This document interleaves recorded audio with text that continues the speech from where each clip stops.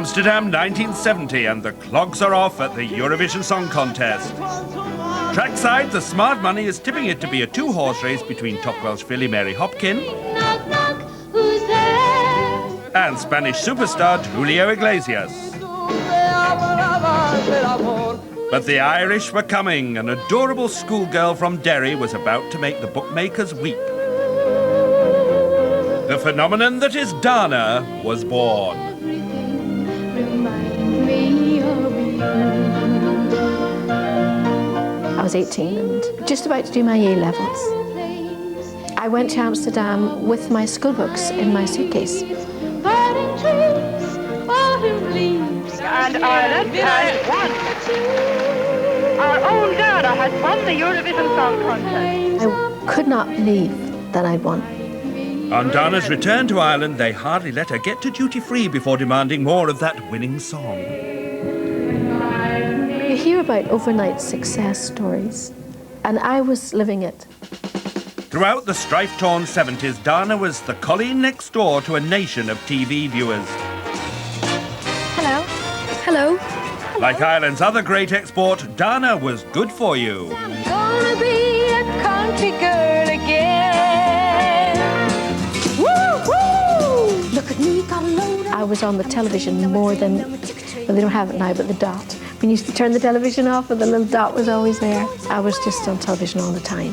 Look at me, I'm going so... In the 1990s, Dana's life changed fundamentally when she moved with her family to Alabama, becoming involved with the American Charismatic Catholic Renewal Movement. Say yes with Dana. Each one of us is created unique. But on her trips back home, she felt that all was not well back in the old country. Modern Ireland was progressing fast, and for deeply religious Dana, in the wrong direction. I felt there was a lack of respect for the voice of just ordinary people who don't have the political clout to make their voice heard, who are just feel that they haven't got the means of attracting attention to themselves. Taking a stand against many of the social and political changes sweeping the country, Dana found herself becoming a rallying point for those holding more traditional religious and political values. I had a letter from some people who asked me, would I please run for president? Right, I thought it was totally ridiculous. I've been having a sweet dream. But as the 1997 presidential elections approached, what started as a joke became an unlikely move into Irish politics.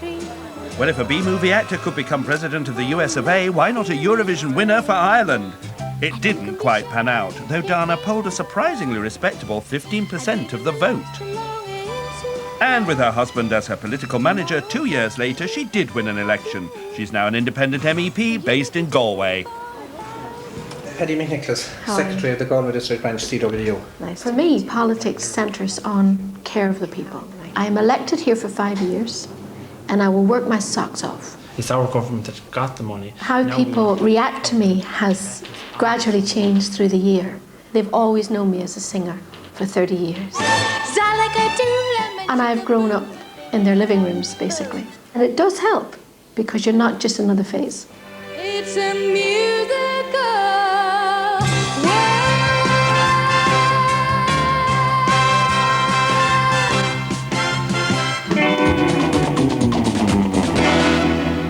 Knock, knock. And what have other Eurovision stars elected to do? Dana knocked Mary Hopkin out of Eurovision in 1970. Mary later gave up music professionally, but still keeps those Welsh hills alive with the sound of her music.